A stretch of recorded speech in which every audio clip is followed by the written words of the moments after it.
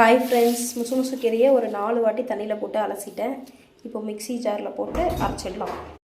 Friends, இங்கே பாருங்கள், mixie ஜாரில் அரைச்சாச்சு. இவ்வளோ மாவு எடுத்து வச்சுருக்கேன். 1 கிலோ மாவு இருக்கும். இவ்வளோ மாவு எடுத்து வச்சுருக்கேன். இதில் நம்ம வடிகட்டிட்டு சேர்த்துப்போம். வடிகட்டிட்டு சேர்த்துட்டு காமிக்கிறேன். வடிகட்டி சேர்த்துப்போம், ஏன்னா அதில் ஒரே திப்பியாக இருக்கும். அதெல்லாம் தோசையில் ஊற்றி சாப்பிட்டா குழந்தைங்க சாப்பிட மாட்டாங்க. வடிகட்டிக்கலாம்.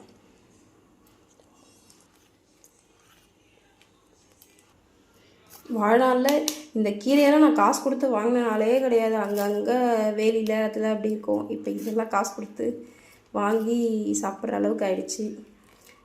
இப்போ நல்லா வடிகட்டியாச்சா பாருங்கள், திப்பியாக இருக்குது. இதெல்லாம் குழந்தைங்களாம் சாப்பிட மாட்டாங்க. நமக்கு சாறு மட்டும் போதும். போட்டுட்டு கலந்துடலாம். அவ்வளோதான் ஃப்ரெண்ட்ஸ். திருப்பி 2வது வாட்டியும் மிக்ஸியை இது பண்ணி ஊற்றிட்டேன். நல்லா கலக்கும். கலக்கிட்டு காமிக்கிறேன். ஆனால் இந்த மாவுக்கு இது கம்மி தான், வெள்ளையாக தான் தெரியுது.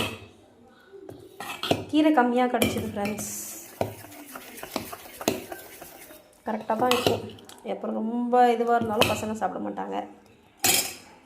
ஓகே ஃப்ரெண்ட்ஸ், அவ்வளோதான் ஃப்ரெண்ட்ஸ். மாவு ரெடி ஆகிடுச்சு. இன்னும் நல்லா கலக்கிட்டா முடிஞ்சது. அவ்வளோதான், ஊற்றி சாப்பிட வேண்டியதான் ஃப்ரெண்ட்ஸ்.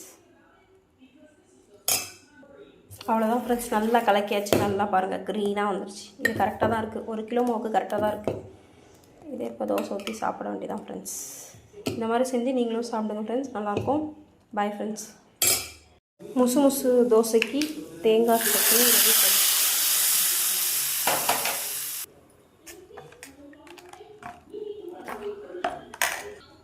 நம்ம வீட்டு ஆளுங்களுக்கு இந்த மாதிரி தேங்காய் சட்னி தண்ணியாக இருந்தால் தான் சாப்பிடுவாங்க.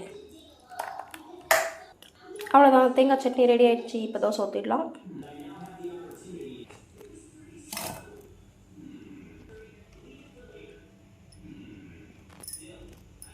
அவ்வளோதான் ஃப்ரெண்ட்ஸ், முசு தோசை தேங்காய் chutney. Night dinner. Good night friends.